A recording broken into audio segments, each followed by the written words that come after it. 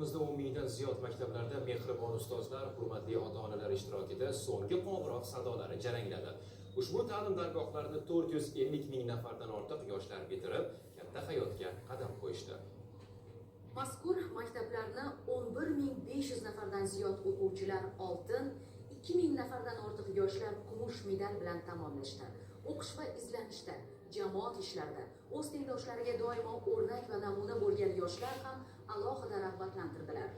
Jonajon dargohni tamomlayotgan, katta hayotga qadam qo'yayotgan o'quvchilarning barchasi ushbu o'tgan 11 yillik davrni uzoq yillar xotiralarida saqlashlari aniq.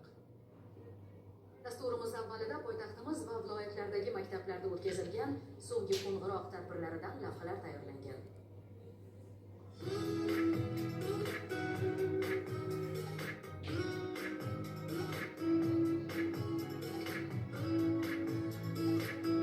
Bu 11 yillik sinfdoshlarini, xotiralarini tashlab ketgisi kelmayotgan bitiruvchi yigit-qizlarning boshqara olmayotgan hissiyotlari edi.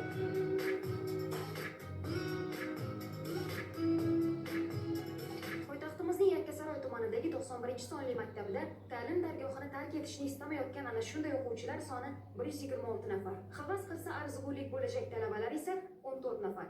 Masalan, Jasmina Boltayeva. U muddatidan oldin yurtimiz hamda xorijning 14 ta nufuzli universitetida allaqachon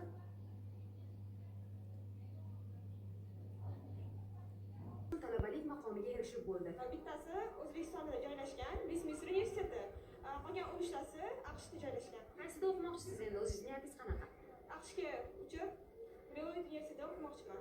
11 yil oldin biroz norozi kayfiyatda bo'lsa-da, 7 yoshida ota-onasi maktabga yetaklab kelgan yigit-qizlar endi bu ostonani qo'yib, oliy o'quv yurtlariga tarqalib ketishni istashmayapti.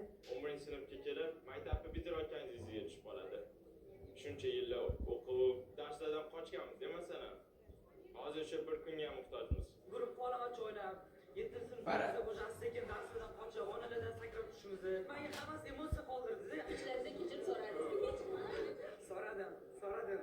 Kecha kimga xafa qilgan bo'lsam, oldilariga o'tib gul berib, hammasi uzr so'rab chiqdim. Tadbirda Maktabgacha va maktab ta'limi vaziri Hilola Umarova qatnashib, davlat rahbarining bitiruvchilarga yo'llagan bayram tabrigini o'qib eshittirdi. Shuningdek, o'quv yili davomida o'z faolligini ko'rsatgan maktab jamoasi vakillari taqdirlandi.